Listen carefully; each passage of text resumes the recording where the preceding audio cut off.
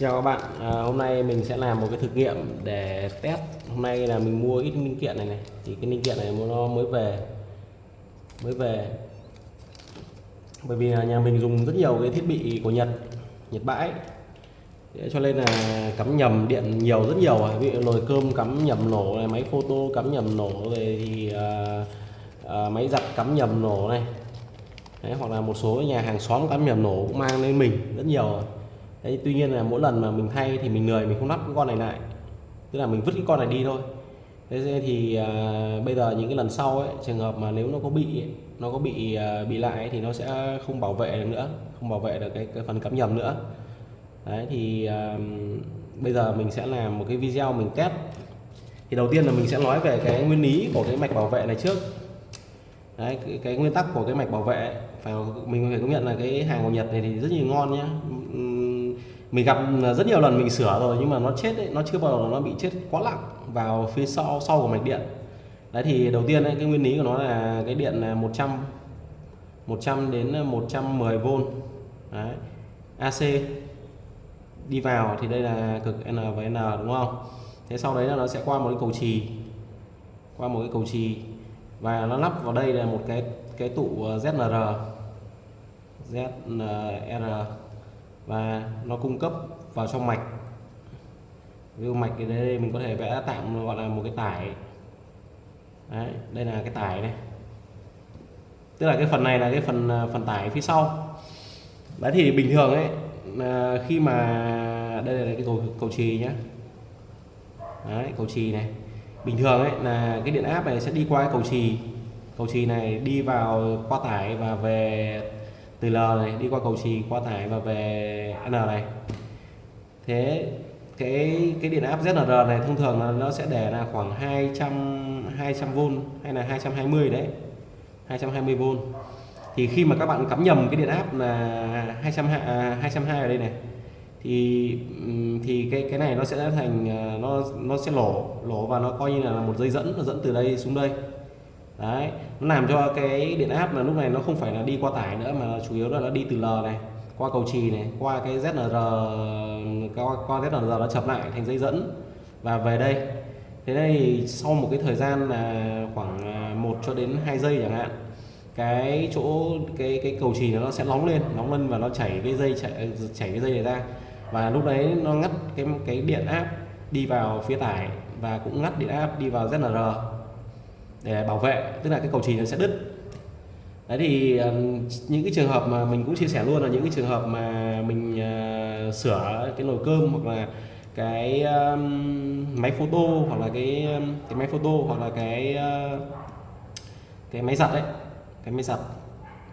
Đấy, cái máy giặt thì khi mà các bạn thay nó đứt cầu trì này mà các bạn thay cầu trì vào ấy, cắm vào phát lại nổ, thay cầu trì mới vào cắm vào lại nổ.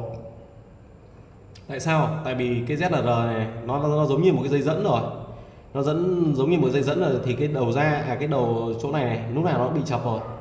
Đấy, các bạn mà muốn nó không chập ấy thì trước khi các bạn lắp cái cầu trì này vào thì các bạn phải cắt cái này đi, bỏ này đi, thay bằng con mới này vào đây. Đấy, thay con mới vào đây. Thế sau đấy rồi mà mình mới thay cầu trì vào và mình cắm điện vào thì sẽ ok nhá. Thế còn nếu mà trường hợp mà các bạn mà vẫn cứ để như này cắm điện ấy, thì cái này nó giống như là một cái dây dẫn, nó dẫn từ cực này xuống cực này rồi. Mình cứ cho cái cầu trì vào, nó dẫn từ L xuống N rồi, cứ lắp cầu trì vào, cắm điện vào lại nổ, cắm vào điện lại nổ, bao lần thế nó cũng vẫn nổ thôi. Đấy, thì đấy là đối với cái nồi cơm này hoặc là cái máy photo nó dạng như này. Thế nhưng riêng cái máy giặt ấy thì nó lại làm khác các bạn. Cái máy giặt ấy thì nó như này, nó đi vào đây, nó qua một con cầu trì. Đấy, con cầu trì này rất là to, con này có giá trị là lớn này. Ví dụ như là bởi vì cái 10A hoặc là 15A, đấy, cái giá trị nó lớn, chứ còn những cái mà như máy photo hoặc là cái nồi cơm ấy thì cái cầu trì thông thường nó chỉ là 3A hoặc là đến 5A thôi. Đấy, nhưng mà cái này nó 10 đến 15A thì cái cầu trì này thông thường nó sẽ không vào đứt, mà con ZNR nó vẫn nổ. Con ZNR vẫn nổ, nhưng mà cái này ấy thì là cái đầu sau ấy thì là nó lúc đấy là nó sẽ cái đầu ra này nó sẽ qua một con trở nhiệt. Con trở nhiệt này thông thường nó khoảng 136 độ. Đấy, 136 độ là như hôm trước mình là 39 ohm, con trở nhiệt là 39 ohm và 136 độ C. Thì cái con này nó sẽ tự đứt. Đấy. Ngoài ra này nó còn một cái con cầu chì nữa để đi vào một cái mạch khác, là nó giống như con điện trở ấy, nó bé, nó giống như con điện trở ấy. Thì cái này chắc chỉ 1A đến 2A thôi. Đấy, nhưng mà nó vấn đề là F là viết tắt của chữ cầu chì đúng không? Đấy, trong tiếng Anh. Đấy thì cái cầu chì tổng này không nổ nhé các bạn nhé. Cái con ZLR là vẫn nổ bình thường, nhưng mà cái cầu chì tổng này không bị cháy. Và con này nó nổ banh chân ra luôn, và cái con này chết này, thì sau đấy là mình phải thay cả hai con cầu chì luôn. Bỏ con ZLR đi và cái cầu chì này không phải thay. Sau đấy mình cắm điện vào ok. Thì hôm nay ấy, mình định là khảo sát thử cái mạch dạng như này để mình test thử luôn cái linh kiện này của tàu. Đây, cái này là mua của tàu nhá. Cái này trên đấy nó đề là cái gì đây, để mình lấy kính núp này. Bé quá. Con này là 10D151K. 10D này, trên này là 10D151K. 10D151K, tức là cái dòng được là 10A và điện áp là 151, 10 mũ 1 là 150V. Đấy, thì đầu tiên là mình sẽ định lắp như này để mình test thử xem là tí mình cấp 220 và con này nó sẽ nổ như thế nào. Mình sẽ quay chậm lại cái quá trình nổ của nó. Thế tuy nhiên là cái cầu chì này thì mình nghĩ là cái mạch này sẽ ok luôn thôi. Thì hôm trước ấy là ở nhà mình có lắp một cái hệ thống là chống sét vào cái tủ điện của nhà mình ấy. Tủ điện thì nhà mình ấy thì nó sẽ có 2 dây điện áp vào này, là NVN 220V. Đấy. Thế sau đấy là qua cái automat nhà mình là automat 2 cực luôn, nó dạng như này. Đấy. Thế sau đấy rồi bắt đầu là ra tải thì ví dụ như ra các phòng 1, phòng 2, phòng 3, ví dụ thế. Thế và cái đầu này mình đã lắp một con ZLR. Đây, quên, ZLR như này. Ở cái đầu ra này, bảo vệ là điện áp của nó là 275V. Đấy. Thì khi nào mà cái bình thường ấy, cái điện áp mà nó là chỉ 220V thì cái này nó là điện trở, nó là bằng vô cùng. Cái R nó sắp xỉ bằng vô cùng. Đây, tí nữa mình sẽ đo lộ trở con này xem là bao nhiêu nhé. Điện trở nó sắp xỉ bằng vô cùng, nên là cái điện áp này nó đi trực tiếp, nó ra tải từ L qua tải về N này. Thế nhưng mà khi nào cái điện áp mà nó vượt quá 275V, ví như sét đánh chẳng hạn. Đấy, sét đánh thì cái điện áp ở trên này nó vượt quá thì là hai cái này nó sẽ chập vào nhau, nó giống như dây dẫn ở trên này thì lúc này là cái áp này nó sẽ phải ngắt. Thì hôm nay là đây là cái mạch mình đang có mạch thử tải. Thì hôm qua ấy là cái mạch này nó đang đấu như này N và dưới này là N này 220 này. Đấy, thì bắt đầu là qua một cái automat này. Đây, qua cái automat này. Đấy, sau đấy là chỗ này có một cái móc song song với một cái bóng đèn. Đấy, móc song song với chính là cái bóng đèn to này. Móc song song với cái át này một cái bóng đèn này, và đưa ra ổ cắm. Đây chính là cái ổ cắm này. Thế thì hôm nay ấy là mình thử cái mạch này luôn. Thì bây giờ ấy là mình sẽ lắp ở cái ổ cắm này là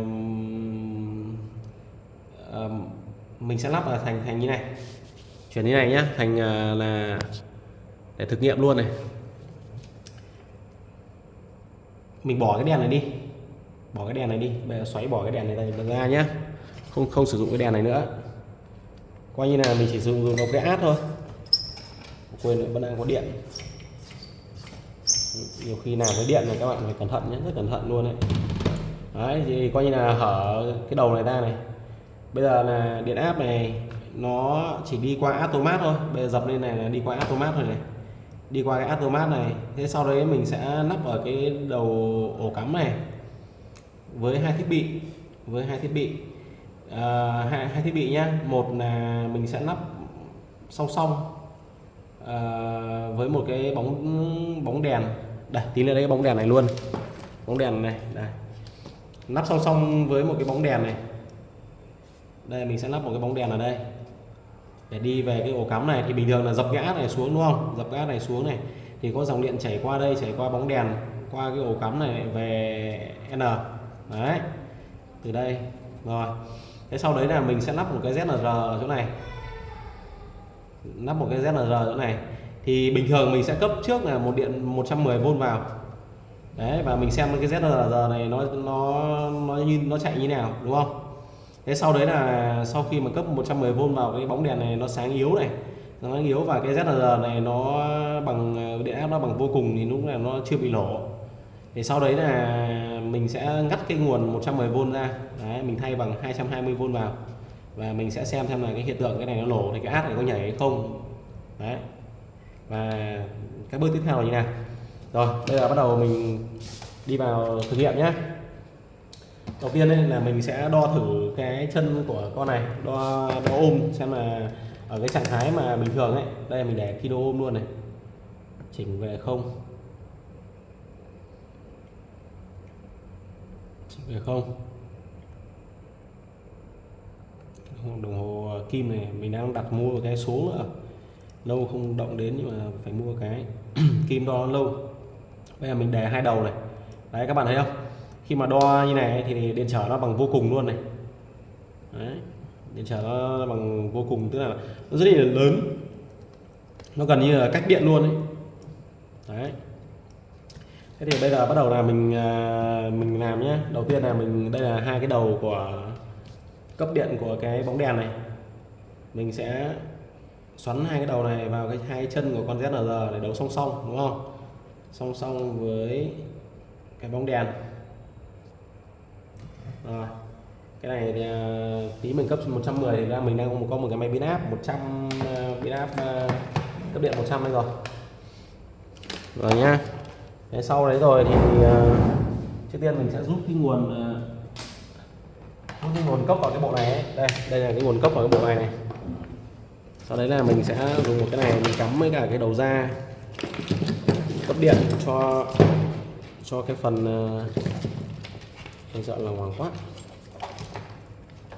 mỗi lần làm video xong lại vẫn lung tung. Đây mình sẽ cắm cái đầu ra của cái ổ cắm này đúng không, nối vào hai đầu của con ZNR này đấy, cấp điện vào đây rồi, cấp điện vào hai điểm này. Và bây giờ mình sẽ cho một cái gì nó ở giữa này để nó tránh hai cái đầu nó chập vào nhau này, bẻ này ra đi đấy. Con ZNR này là 151 nhé, thì nó bảo vệ là 150V nhé các bạn nhé. Rồi bây giờ xong này rồi thì bây giờ là mình sẽ dùng một cái pin áp tự ngẫu. Cái pin áp tự ngẫu này nó sẽ ra một cái điện áp là 100V nhá. Đây là cái pin áp tự ngẫu này. Bây giờ mình sẽ cắm điện cho cái pin áp tự ngẫu trước, cấp nguồn cho pin áp tự ngẫu này. Bây giờ mình đo thử điện áp ở cái pin áp tự ngẫu nhá. Đây là cái pin áp tự ngẫu này, xem có đúng là 100V không ấy, 100 hay 110. Đấy, thì để về thang AC này,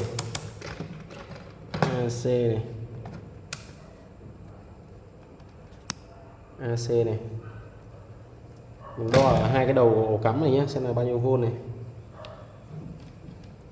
Hai đầu ổ cắm rồi 100V bạn nhé. Vậy là cái đầu ra của cái pin áp này đang là có 100V này. Thì bây giờ là cái automat này đang tắt này, mình sẽ cấp điện trước này. Rồi, cấp điện vào này. Bây giờ dập áp lên này thì cái đèn này sẽ sáng này. Đấy, bởi vì là nó đang chạy với cái điện áp là 100V.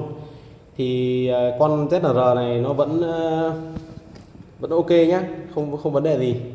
Đấy, đèn sáng này. Tí nữa mình sẽ bật cái video ở cái chế độ quay chậm. Bởi vì là rồi bây giờ là 100V là ok nhá.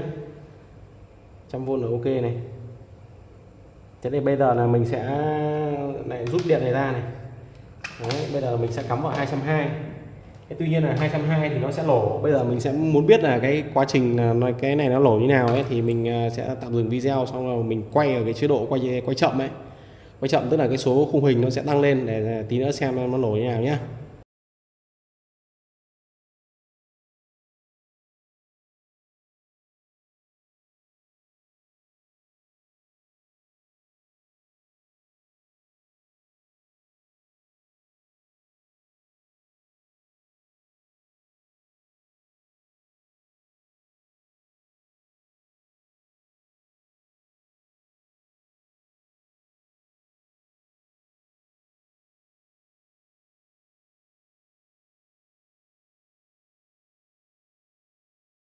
Rồi mình vừa quay được cái video quay chậm của cái quá trình mà cái này bị nổ này. Đây, bây giờ nó nổ đen rồi.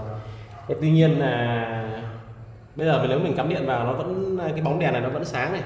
Cái bóng đèn này nó sáng. Tức là cái này nó đang không bảo vệ được tải, bởi vì cái át này nó đang không, nó chưa ngắt được. Tức là cái át này chưa nhảy nên là cái đèn này nó vẫn sáng. Đấy, nên là nó vẫn có cái nguồn qua cái át này, sau đấy là nó qua cái đèn này và về. Vậy thì cái này bây giờ nó không phải là chập thành một dây dẫn nữa, cái này nó nổ, nó ngắn mạch xong rồi thì cái thời gian nó ngắn quá, sau đấy là hai cái dây này nó không chập được vào nhau, và bây giờ là nó tách nhau ra rồi, hai cực này nó tách nhau ra, cho nên là cái điện áp nó không đi qua con này nữa, mà cái điện áp nó vẫn qua bóng đèn và qua cái này, qua cái áp này. Đấy, bây giờ mình đo thử nhé, đo thử để thang đo ohm xem là bây giờ phải tách ra. Nếu mà đo ohm như này thì nó sẽ có ohm của cái thằng bóng đèn này. Đây mình sẽ tách ra. Đấy, bây giờ mình đo không như này, xem là nó hở mạch hay là ngắn mạch nhé. Rồi, để tham 1K này, cái này điện trở nó bằng vô cùng này, đấy, nó bằng vô cùng các bạn ạ.